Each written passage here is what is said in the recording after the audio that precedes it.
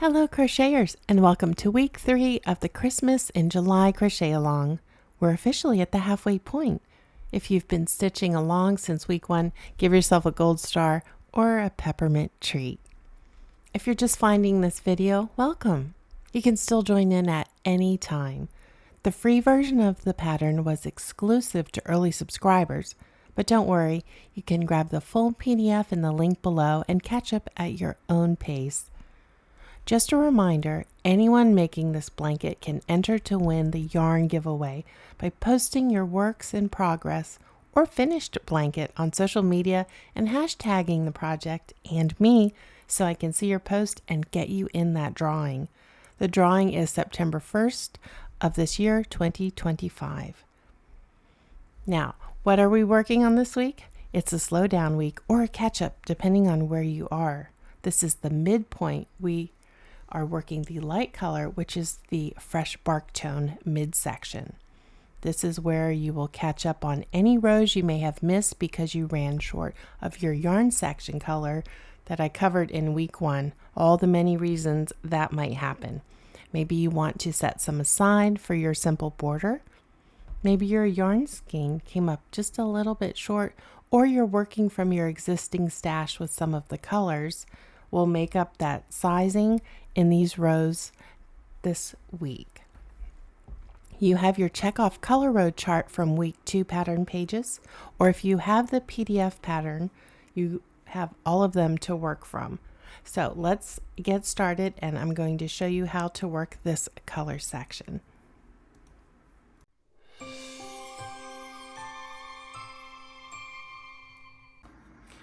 All right, so now I am at,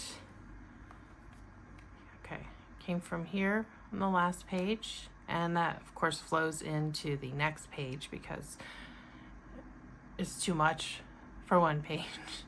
All right, so I'm on row 112, which means the even side is facing me, and this is the only row where you will be kind of changing colors coming from the odd side, and this is to keep things easy. And let me show you what I mean.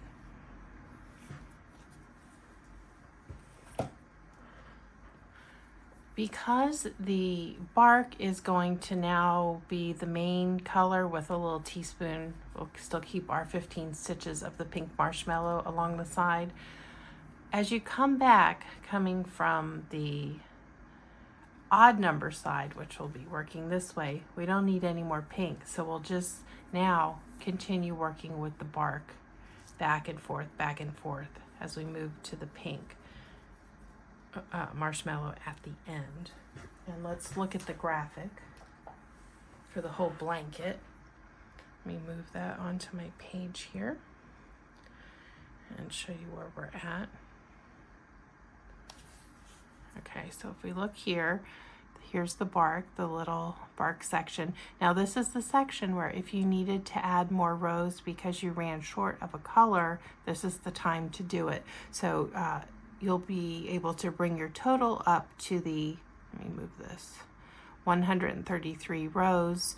You know, say you're at row 96 right now because you ran short of one of Cherry's Snow or one of the deeper tones.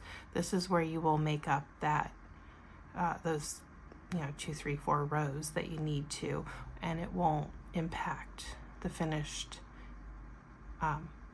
graphic too much. Now you see here the section that's just mostly solid bark with that little teaspoon of the pink marshmallow. That's where I'm at, and that pink marshmallow will carry into the winter ice as well. So whatever pink you had left from this big section that you just worked, you can add that over here if need be.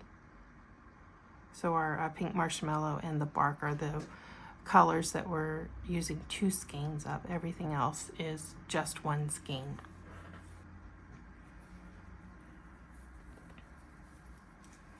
All right, so I'm working my bark color.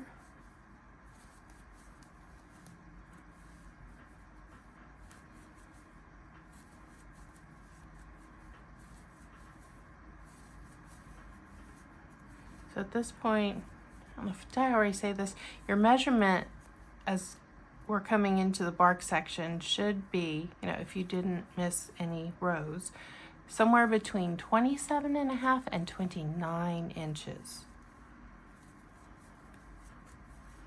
So the variance, if you did have enough yarn for each color section, which you should, but these things happen, it's fine, is because some of the yarns are going to be a little thinner. This is a thick category 4, but the Super Saver or the Premier yarn, or if you're using something else altogether, might be a little bit thinner, so you're going to lose a little bit of that length, but you should still be ending up with about a 62-inch long blanket.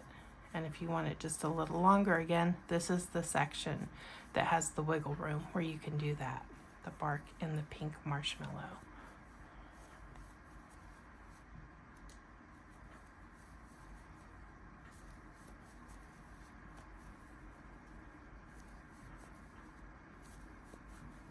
And if you feel nervous about making any adjustment, email me. I will handhold you through this. The email is either respond, you can reply to my email from when I sent you the instructions each week.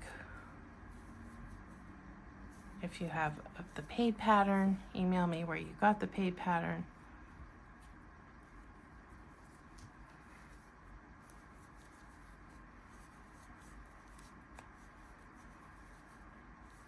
But you should have a good hang of it by now.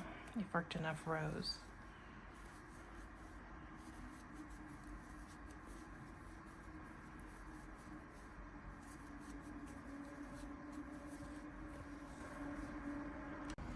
So here I'm working back on the odd row size. This is row 113 on your pattern, and I started with my little 15 stitch section of the pink marshmallow, and now I'm working the bark, and I'll just continue it across over this larger section of pink marshmallow to finish the row.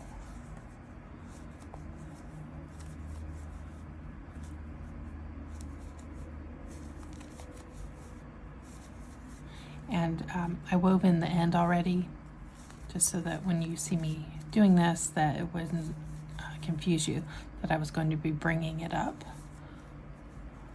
Didn't I get both on there?